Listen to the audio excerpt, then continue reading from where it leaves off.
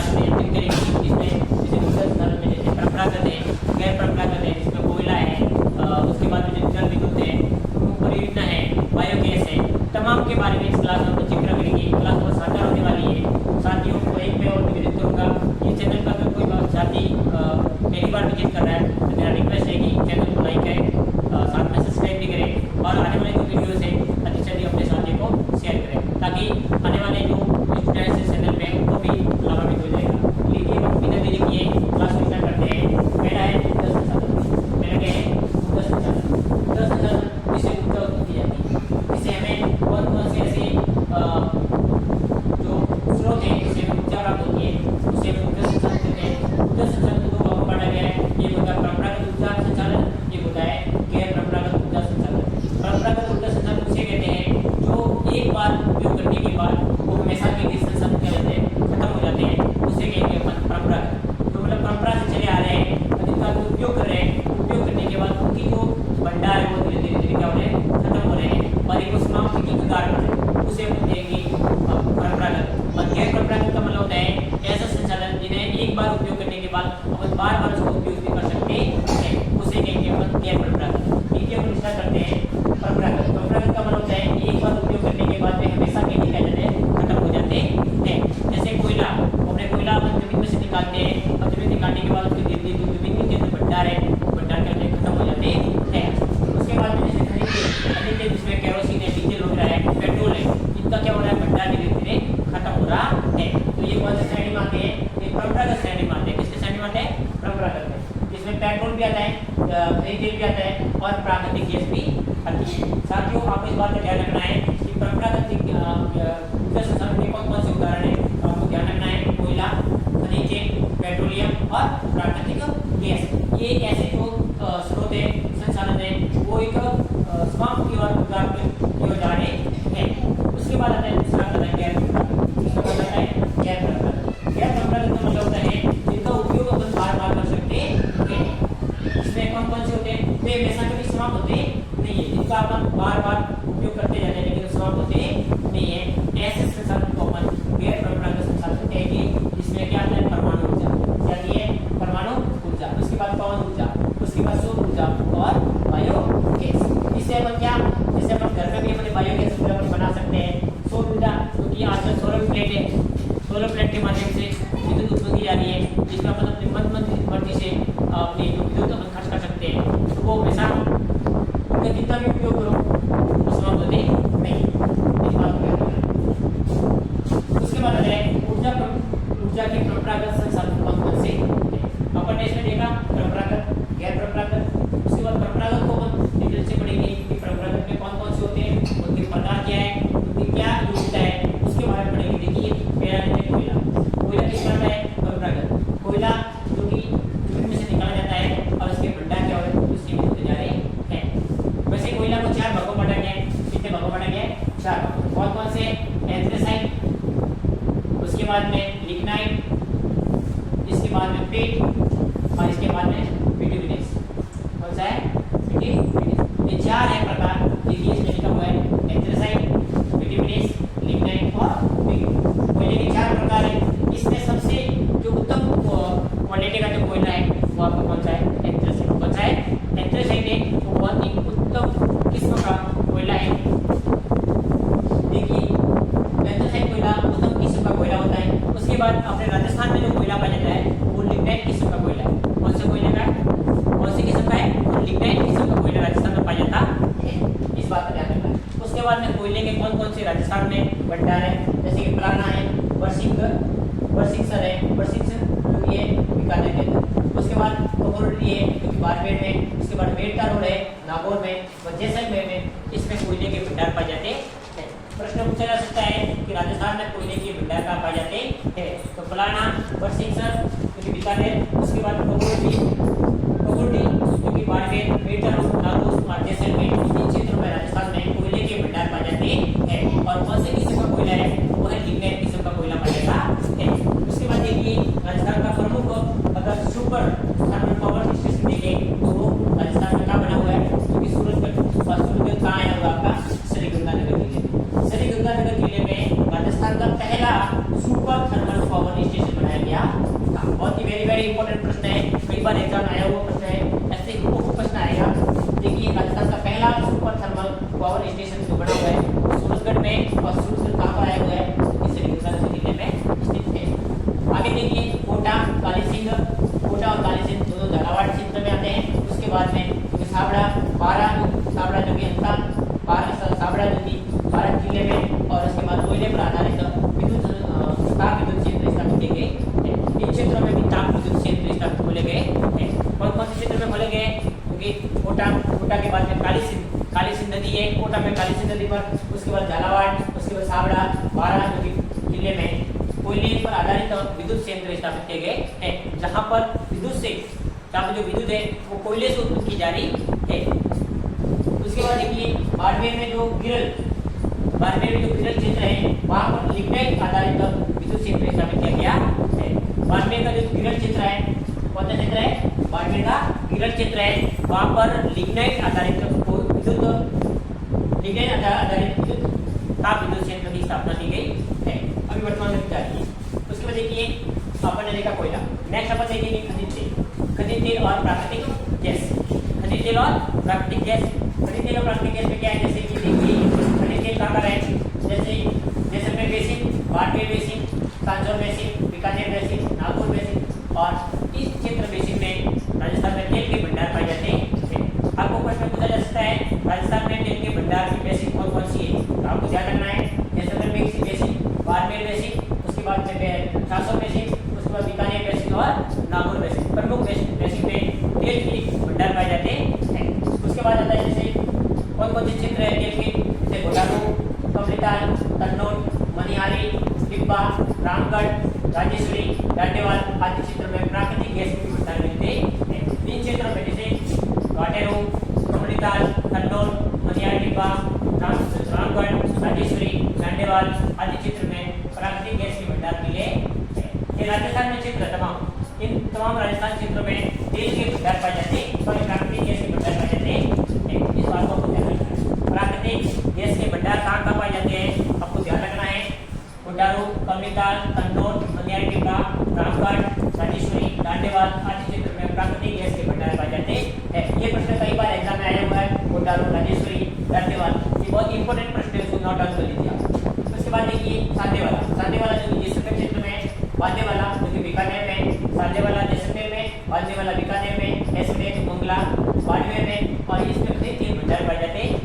प्रश्न कई बार एग्जाम में आएगा वो ऐसमेर और मंगला खनिज तेल के भंडार कहाँ पर है? तो ये बाड़मेर जिले में है। साधेवाला कहाँ पर है? जैसलमेर में है। और बांदेवाला कहाँ पर है? जो कि बीकानेर जिले में तेल के भंडार के कुएं है। ये तमाम तेल भंडार के कुएं क्या है? तमाम तेल भंडार के कुएं।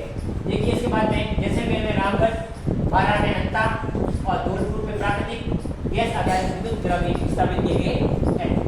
जैसलमेर में रामगढ़, बारा में अंता, धौलपुर में प्राकृतिक गैस आधारित विद्युत गृह स्थापित किए गए हैं। बहुत ही वेरी इंपॉर्टेंट प्रश्न है, सारे नोट डाउन कर लीजिए आप। ये कई बार एग्जाम में कैसे इनको होने वाले हैं। इसके बाद अपन ने परंपरागत गैस दो का पढ़ लिया, कोयला पढ़ लिया, और अपन ने प्राकृतिक गैस और खनिज तेल पढ़ लिया। तीसरा अपन पढ़ेंगे इसमें जल से मतलब कैसे विद्युत उत्पन्न की जाती है, और कौन से परियोजना है, कौन से बांध वगैरह है वहाँ से विद्युत उत्पन्न की जाती है। देखिए इसमें जल विद्युत है जो कि ऊर्जा संसाधन का एक प्रमुख विस्तार, जल विद्युत का भी ऊर्जा संसाधन एक प्रमुख विस्तार बनता है। इसमें देखिए राजस्थान में अपने संबल नदी घाटी परियोजना है। कौन सी घाटी परियोजना है? संबल नदी घाटी परियोजना है, क्योंकि इसके अंतर्गत गांधी सागर बांध जो कि एमपी मध्य प्रदेश में बना हुआ है, और राणा प्रताप गांधी जो कि राजस्थान में, इसमें जल विद्युत उत्पन्न की जाती है। इन दोनों बांधों से विद्युत उत्पन्न की जाती है। कौन से बांध से उत्पन्न की जाती है? तो आपको ध्यान रखना है राणा प्रताप सागर बांध और गांधी सागर बांध, ये दोनों संबल नदी घाटी परियोजना है, उससे जुड़े हुए बांध है और उनसे विद्युत उत्पन्न की जाती है। गांधी सागर बांध है एमपी जिले में आया हुआ है, एमपी राज्य में आया हुआ है मध्य प्रदेश में, और राणा प्रताप सागर है जो कि राजस्थान में आया हुआ है। उसके बाद में देखिए बांसवाड़ा जिले की माही बजाज सागर परियोजना, जो माही बजाज सागर परियोजना है जो बांसवाड़ा जिले में, इससे भी विद्युत उत्पन्न की जाती है। मतलब राजस्थान में चंबल घाटी परियोजना, माही बजाज घाटी परियोजना, इससे विद्युत उत्पन्न की जाती है। उसके बाद में अपन ने जो अपने और भी पड़ोसी राज्य है उन राज्यों से अपन ने सहयोग कर अपने बहुउद्देशीय नदी घाटी परियोजना भी प्रारंभ की गई है। इसमें प्रमुख परियोजना जैसे भाखड़ा नाटल है, गैस परियोजना है, इससे भी हमको ऊर्जा उत्पन्न होती है, वो भी उनको कुछ उसके परसेंट उनको मिलते हैं, इसमें देखिए प्रतिशत करते हैं। पहली है बहुउद्देशीय नदी घाटी परियोजना, इससे भी विद्युत उत्पादन में हिस्सा प्राप्त हो रहा है। उसके बाद उदाहरण के लिए देखिए भाखड़ा नाटल परियोजना, भाखड़ा नाटल बांध परियोजना है जो कि एक 3 राज्यों की है। कौन कौन सी? पंजाब, हरियाणा और राजस्थान, 3 राज्यों की मिली हुई परियोजना है। कौन सी है? भाखड़ा नाटल बांध परियोजना। कौन से राज्य है? पंजाब, हरियाणा और राजस्थान, तीनों राज्यों की मिली हुई परियोजना है। उसमें ये जो भाखड़ा नाटल बांध है ये कितना मीटर ऊंचा है? तो 226 मीटर तो ऊंचा है। कितना है? 226 मीटर ऊंचा है। उसके बाद 1518 मीटर है वो लॉन्ग है, लंबा है। 1518 मीटर तो लंबा है, 226 मीटर ऊंचा है। और उसके बाद में 362 मीटर गहराई है उसकी। और ये जो उत्पादन इससे विद्युत उत्पादन की जाती है लगभग 1204 मेगावाट इस बात से विद्युत उत्पन्न की जाती है। इसके बाद दूसरा देखिए व्यास परियोजना है। व्यास नदी को प्राचीन काल में उसके विपाशा नदी के नाम से जाना जाता था। व्यास नदी को प्राचीन काल में विपाशा नदी कहते थे। और जो ये जो व्यास परियोजना है ये भी 3 राज्यों की है, पंजाब, हरियाणा और राजस्थान। इसमें देखिए व्यास जो परियोजना है 1961 में ये प्रारंभ की जाती है और 1971 में जाकर ये परियोजना खत्म हो जाती है। उसके बाद करीबन ये लगभग 10 साल की परियोजना चलती है, उसका प्रोजेक्ट चलता है। उसके बाद देखिए ये 2 बंधों से मिलाकर बनाई है पौंग बांध जो कि हिमाचल प्रदेश के कांगड़ा जिले में आया हुआ है पौंग बांध। और दूसरा है गहरी बांध है जो कि हिमाचल प्रदेश के मंडी जिले में आया हुआ है। इससे भी दोनों बांधों से विद्युत उत्पन्न की जाती है। एक से की जाती है लगभग 396 मेगावाट और दूसरे से की जाती है 990, करीबन ये उसके 1200-1300 आसपास मेगावाट उससे भी विद्युत उत्पन्न की जाती है। गाइस अपन ने इसमें तमाम इसमें देखा जैसे खनिज तेल, उसमें ऊर्जा संसाधन, इसमें कोयला है, तेल है, विद्युत है और देखा। उसके बाद में देखिए कुछ और टॉपिक है इसमें और मैं करने जा रहा हूँ। अपन ने जैसे जल विद्युत के बारे में पढ़ा, उसके बाद में जैसे भाखड़ा नाटल व्यास परियोजना है, ये तमाम परियोजना के बारे में पढ़ा। ये पूरे जो अपन ने पढ़े थे ये सारे परंपरागत थे। सारे क्या थे? परंपरागत के अंदर कोयला, खनिज तेल, प्राकृतिक गैस, उसके बाद में जल विद्युत, ये अपन ने सारे परंपरागत जो संसाधन पढ़े। अब पढ़ेंगे अपन गैर परंपरागत ऊर्जा की गैर परंपरागत संसाधन कौन कौन से हैं, जिसमें परमाणु ऊर्जा है, पवन ऊर्जा है, बायोगैस है और सौर ऊर्जा है। ये 4 प्रमुख हैं, ये गैर परंपरागत के अंदर आते हैं। ये उनके भंडार हमेशा के लिए अनंत है, उनके भंडार खत्म होने वाले नहीं है। जितना उनका उपयोग करें उनकी कोई लिमिट होती नहीं है। जैसा उनका बार बार हम उपयोग भी कर सकते हैं, उनको बिजली को तैयार भी कर सकते हैं। जैसे अपन ने सौर ऊर्जा, अब जैसे मान लो कोयला कम बढ़ गया, कोयले के भंडार खत्म होने आ रहे हैं, तो हमने एक विकल्प ढूंढ लिया सौर ऊर्जा की। सौर ऊर्जा के माध्यम से अपन ऊर्जा तैयार कर रहे हैं और अपने मन से की ऊर्जा उसका उपयोग करते जा रहे हैं।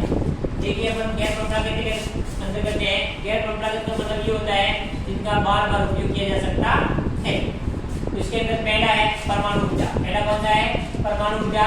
और परमाणु ऊर्जा जो कि रावतबाड़ा परमाणु ऊर्जा संयंत्र देश का दूसरा बड़ा परमाणु संयंत्र है। देश का दूसरा सबसे बड़ा परमाणु संयंत्र कौन सा है? तो आपको बताना है रावतबाड़ा। कौन सा है? रावतबाड़ा, जो परमाणु ऊर्जा का देश का दूसरा सबसे बड़ा विद्युत संयंत्र है। और रावतबाड़ा आया हुआ है चित्तौड़गढ़ जिले में। कहाँ पर आया हुआ है? चित्तौड़गढ़ जिले में रावतबाड़ा आया हुआ है। उसके बाद यह पहला आधुनिक और तकनीकी व प्रौद्योगिकी से बनाया गया पहला विद्युत संयंत्र है। ये जो आधुनिक तकनीकी है, आधुनिक प्रौद्योगिकी है, उससे बनाया हुआ ये पहला विद्युत संयंत्र है। उसके बाद आता है पवन ऊर्जा। पवन ऊर्जा ये होता है कि राजस्थान का जो भौतिक स्वरूप और जलवायु पवन ऊर्जा के लिए बिल्कुल सर्वाधिक अनुकूल है। तो राजस्थान एक ऐसा क्षेत्र है जो भौतिक स्वरूप से लेकर जलवायु से लेकर पवन ऊर्जा के लिए बिल्कुल उसकी सर्वाधिक अनुकूल है। जैसे अपन राजस्थान का जो पश्चिम वाला क्षेत्र देखते हैं, जैसे बाड़मेर, जोधपुर, जैसलमेर, उसके बाद दक्षिण भारत में जैसे प्रतापगढ़, बांसवाड़ा वगैरह चले जाते हैं, तो वो पवन ऊर्जा तैयार करने के लिए बिल्कुल क्षेत्र है। यहाँ पर बड़ी मात्रा में पवन चक्कियाँ लगे हुए हैं, जहाँ से बिजली क्या हो रही तैयार हो रही है। जैसे जैसे कि राजस्थान का भौतिक स्वरूप जलवायु पवन ऊर्जा के लिए सर्वाधिक उपयुक्त है। उसके वर्तमान में जैसलमेर, प्रतापगढ़, जोधपुर, बाड़मेर इन जिलों में पवन आधारित विद्युत ऊर्जा तैयार की जा रही है। बड़े बड़े पवन चक्कियां लगाई हुई है जिससे पवन ऊर्जा क्या हो रही है, तैयार हो रही है। तो इनके भंडार के अपने पास क्या है, बहुत ज्यादा है। उसके बाद में बायोगैस। बायोगैस क्या होती है, राजस्थान में पशुपालन का प्रमुख व्यवसाय होने के कारण बायोगैस संयंत्र लगाए जा रहे हैं। उदयपुर और जैसलमेर, उदयपुर और जयपुर में उनके छोटे छोटे बहुत ही बायोगैस संयंत्र स्थापित किए गए हैं। बायोगैस क्या होता है, एक बड़ा खड्डा खोदना पड़ता है, उसमें जैसे अपन गोबर वगैरह है, अपशिष्ट पदार्थ है, ये सब डालते हैं, उसके बाद उसको ढकना पड़ता है, उसके अंदर गैस तैयार होती है, उसी को अपन बायोगैस कहते हैं। और बायोगैस संयंत्र लगाने के लिए सरकार के द्वारा हमको अनुदान भी दिया जा रहा है, सब्सिडी दिया जा रहा है। अगर हम घर के अंदर बायोगैस तैयार करते हैं तो सरकार उसके बदले हमको पैसे भी देती है और उसी बायोगैस का अपन अपने घरेलू उपयोग के लिए भी प्रयोग कर सकते हैं। जैसे कि देखिए, राजस्थान सरकार द्वारा बायोगैस संयंत्र स्थापित करने हेतु अनुदान का मतलब सब्सिडी क्या होता है, सब्सिडी दी जाती है और उसका उपयोग अपन घरेलू ऊर्जा के रूप में कर सकते हैं। जैसे कि मान लो अपन ने बायोगैस में 1000 रुपये लगा दिए तो अपन को सरकार 500 रुपये को सब्सिडी के माध्यम से या 600 रुपये सब्सिडी के माध्यम से उनको दे सकती है। मतलब 50,000 से 60% उनको सब्सिडी के माध्यम से पैसे वापस मिल सकते हैं। मतलब इसमें सब्सिडी मिलती है, इस बात का ध्यान रखना है। उसके बाद में सौर ऊर्जा। सौर ऊर्जा राजस्थान एक गर्म प्रदेश है और सौर ऊर्जा के लिए उपयोग ऊर्जा संयंत्र, स्ट्रीट लाइट, उसके बाद में सोलर कुकर, वाटर हीटर्स आदि का भी उपयोग किया जा रहा है। सोलर ऊर्जा में भी सरकार के द्वारा आपको अनुदान दिया जा रहा है, जिसमें जैसे